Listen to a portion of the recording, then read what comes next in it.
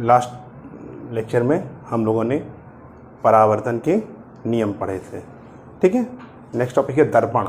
दर्पण क्या होता है? यदि किसी, ये एक सरफेस है, कोई चिकना सरफेस है, चिकनी पारदर्शी सतह है। ठीक है, यदि किसी चिकनी पारदर्शी माध्यम के, ठीक है, ये मान लो ग्लास है। ठीक, ग्लास क्या होता है? चिकना पारदर्शी माध्यम होता है। अगर हम इसका एक पृष्ठ कलई कर दें, कलई मतलब पेंट कर दें, ठीक है, और दूसरे पृष्ठ को, इस वाले पृष्ठ को एज ए परावर्तक पृष्ठ की तरह हम उपयोग करें। परावर्तक पृष्ठ, परावर्तक पृष्ठ क्या होता है? जिस पर प्रकाश पड़कर वापस अपने माध्यम में लौट आ रहा है, तो वो सतह क्या कहलाएगी? परावर्तक सतह या परावर्तक पृष्ठ कहलाएगी। ठीक है, तो दर्पण क्या होता है? यदि किसी चिकने पारदर्शी माध्यम के एक पृष्ठ को हम कलई कर दें अथवा लाल ऑक्साइड का लेप चढ़ा दें और दूसरे पृष्ठ को परावर्तक पृष्ठ की तरह प्रयोग करें, तो यह निकाय क्या कहलाएगा? दर्पण कहलाएगा। दर्पण दो तरीके के होते हैं। पहला समतल दर्पण,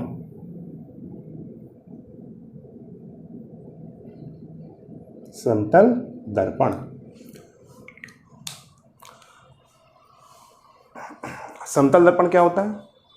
ऐसा दर्पण जिसका एक पृष्ठ समतल होता है, जिसका परावर्तक पृष्ठ समतल हो। ठीक है, ये ऐसे हमने पॉलिश कर दिया, तो ये जो ऊपर वाला परावर्तक पृष्ठ है ये समतल है, तो क्या कहलाएगा? ऐसा दर्पण समतल दर्पण कहलाता है। ऐसा दर्पण जिसका परावर्तक पृष्ठ समतल होता है वह दर्पण समतल दर्पण कहलाता है। ऐसा दर्पण जिसका परावर्तक पृष्ठ समतल होता है वो दर्पण समतल दर्पण कहलाता है। दूसरा प्रकार होता है गोलीय दर्पण।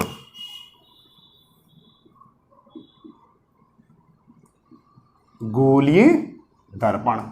अब गोलीय दर्पण क्या होता है? वह दर्पण जिसका परावर्तक पृष्ठ वक्र होता है या गोलीय होता है, वो दर्पण क्या कहलाता है? गोलीय दर्पण कहलाता है। और गोलीय दर्पण क्या होता है? एक कांच का गोला होता है, खोखला गोला होता है। ये मान लो कांच का एक खोखला गोला है, इस खोखले गोले का एक हिस्सा मान लो काट लें, तो ये खोखले गोले का हमने एक हिस्सा काट लिया। अब इसका एक सतह हमने पृष्ठ पर क्या कर दिया? पॉलिश कर दिया या लाल ऑक्साइड का इस पर लेप लगा दिया, तो इसका दूसरी सतह जो है वो एज ए परावर्तक पृष्ठ की तरह व्यवहार करता है। तो इस तरीके का जो दर्पण होता है वो गोलीय दर्पण कहलाता है।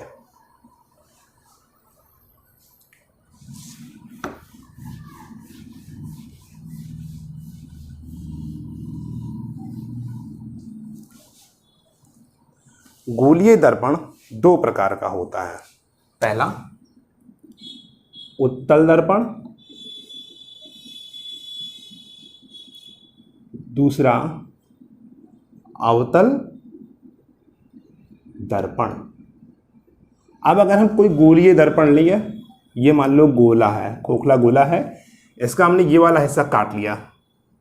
ठीक, अब अगर हम इसका उभरा वाला हिस्सा पॉलिश कर दें और धंसा वाला हिस्सा परावर्तक पृष्ठ की तरह व्यवहार करें, ठीक है, तो ऐसा दर्पण क्या कहलाएगा? अवतल दर्पण कहलाता है। ठीक है, वह गोलीय दर्पण जिसका उभरा हुआ तल पॉलिश किया हुआ होता है तथा धंसा हुआ तल परावर्तक पृष्ठ की तरह व्यवहार करता है, अवतल दर्पण कहलाता है। अब इसी तरीके से हम इस गोलीय दर्पण को लें और इसका धंसा हुआ हिस्सा हम पॉलिश कर दें और उभरा वाला हिस्सा परावर्तक पृष्ठ की तरह हम उपयोग करें, तो यह दर्पण क्या कहलाएगा? उत्तल दर्पण कहलाता है। ठीक है, तो वह गोलीय दर्पण जिसका धंसा हुआ तल पॉलिश किया होता है तथा उभरा हुआ तल परावर्तक पृष्ठ की तरह व्यवहार करता है, तो इस प्रकार के दर्पण को हम उत्तल दर्पण कहते हैं।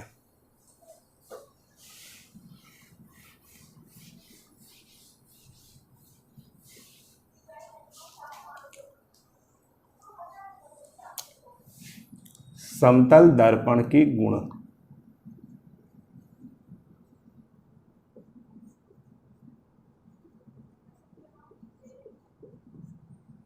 नेक्स्ट प्रॉपर्टी है समतल दर्पण के गुण।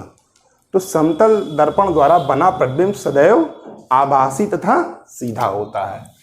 ये प्रॉपर्टी होती है समतल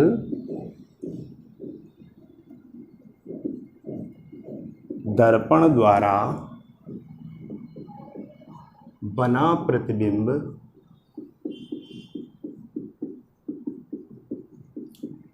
सदैव आभासी व सीधा होता है। ठीक है। और दूसरी प्रॉपर्टी होती है समतल दर्पण द्वारा बने प्रतिबिंब का जो आकार होता है वो वस्तु के आकार के बराबर होता है। समतल दर्पण द्वारा बने प्रतिबिंब का आकार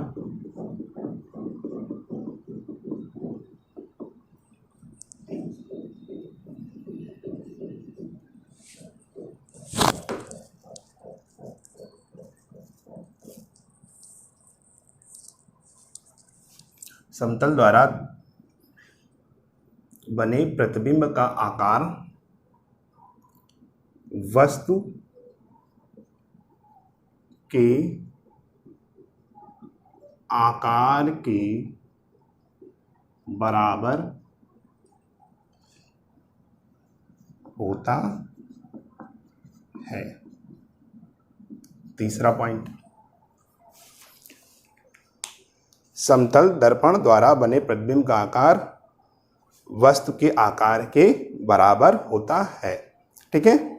अब अगर मान लो कि मनुष्य की हाइट h है, ठीक है, तो हम कितना ऊंचा समतल दर्पण लाएं कि उस मनुष्य का संपूर्ण प्रतिबिंब उस पर हमें, उस दर्पण पर हमें प्राप्त हो जाए। तो h ऊंचाई के मनुष्य को अपना पूर्ण प्रतिबिंब प्राप्त करने के लिए या देखने के लिए न्यूनतम दर्पण की जो ऊंचाई होनी चाहिए वो मनुष्य की ऊंचाई का आधी होनी चाहिए। h ऊंचाई के मनुष्य का पूर्ण प्रतिबिंब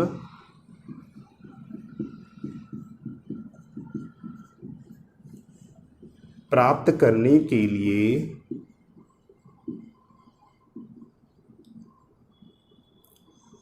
आवश्यक समतल दर्पण की ऊंचाई h/2 होनी चाहिए, यानी मनुष्य की ऊंचाई की आधी होनी चाहिए। यानी मनुष्य की ऊंचाई अगर 6 फुट हो तो मिनिमम हमें 3 फुट की ऊंचाई का समतल दर्पण की आवश्यकता होगी उस मनुष्य का पूर्ण प्रतिबिंब प्राप्त करने के लिए। ठीक है। अब प्रतिबिंब, जैसे मान लो ये दर्पण है, इसके सामने ये वस्तु रखी है, तो इसका प्रतिबिंब, मान लो ये दर्पण से वस्तु की दूरी x है, तो हमें जो दर्पण में प्रतिबिंब प्राप्त होगा उसकी भी दर्पण से दूरी x होगी। यानी प्रतिबिंब दर्पण से उतनी ही दूरी पर बनता है जितनी दूरी पर दर्पण के सामने वस्तु रखी होती है।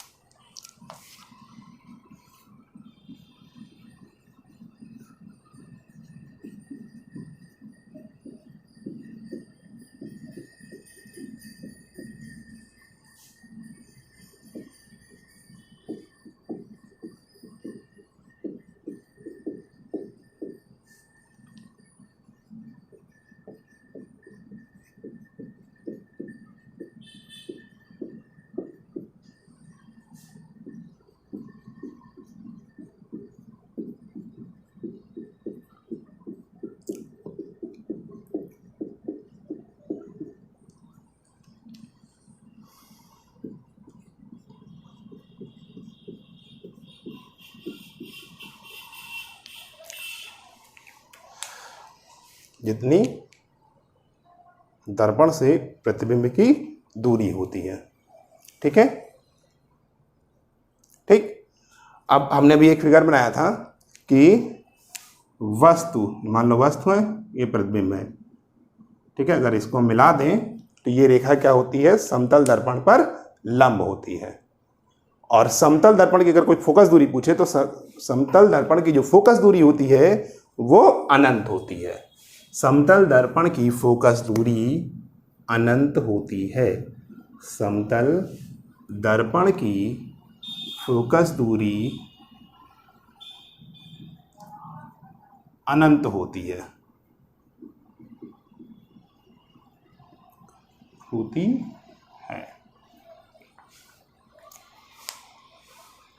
समतल दर्पण की फोकस दूरी अनंत होती है और क्षमता शून्य होती है। समतल दर्पण की जो क्षमता होती है वो शून्य होती है।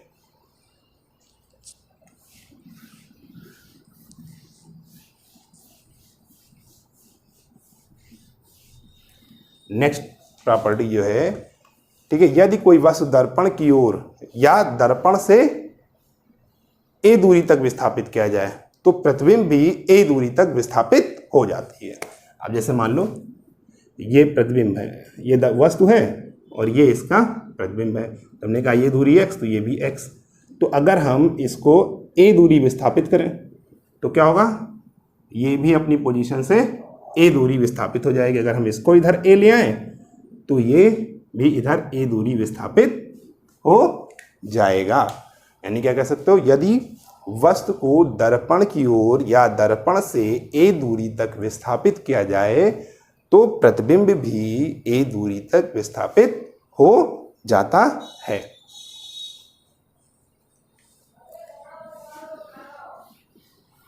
तो प्रतिबिंब भी ए दूरी तक विस्थापित हो जाता है। यदि वस्तु को दर्पण की ओर या दर्पण से ए दूरी तक विस्थापित किया जाए तो प्रतिबिंब भी ए दूरी तक विस्थापित हो जाता है। ठीक है, अब मान लो कि दो दर्पण है, समतल दर्पण, वो एक दूसरे से थीटा कोण पर झुके हैं। जैसे ये दर्पण है, एक दर्पण ये है। अगर ये दोनों दर्पण एक दूसरे से थीटा कोण पर झुके हों, ठीक, अब यहाँ पे कोई वस्तु रख दी जाए तो उस वस्तु के कितने प्रतिबिंब बनेंगे, हमको अगर ये ज्ञात करना हो तो इसका एक सूत्र होता है n = 360 अपान थीटा -1 और दूसरा होता है n = 360 अपान थीटा। यदि 360 अपान थीटा का मान सम है तो प्रतिबिंबों की संख्या n = 360 अपान थीटा -1 होगी। अगर 360 अपान थीटा का मान विषम आता है, ठीक है, तो प्रतिबिंबों की संख्या n = 360 अपान थीटा होगा। ठीक है, अब नेक्स्ट प्रॉपर्टी है कि यदि दर्पण, ठीक है, दर्पण से वस्तु ए दूरी तक विस्थापित हो, ठीक है, तो प्रतिबिंब 2a दूरी तक विस्थापित हो जाता है। ठीक है, तो ये हमें प्रतिबिंबों की संख्या निकल आई। ठीक, अगर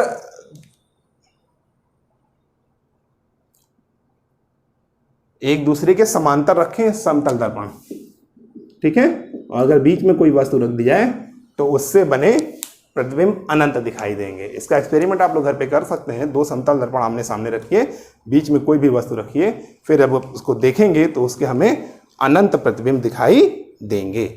तो ये क्या हो गए, समतल दर्पण के गुण हो गए।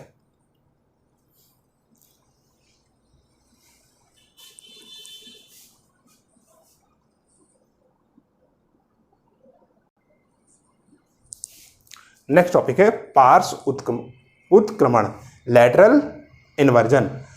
अगर हम समतल दर्पण के सामने अगर खड़े होते हैं तो क्या करते हैं, अगर हम अपना बिल्कुल समतल दर्पण के सामने ऐसे खड़े हो जाएं, फिर अगर हम अपना बायां हाथ उठाएं तो जो हमें प्रतिबिंब बनता है उसका दायां हाथ उठता हुआ दिखाई देता है।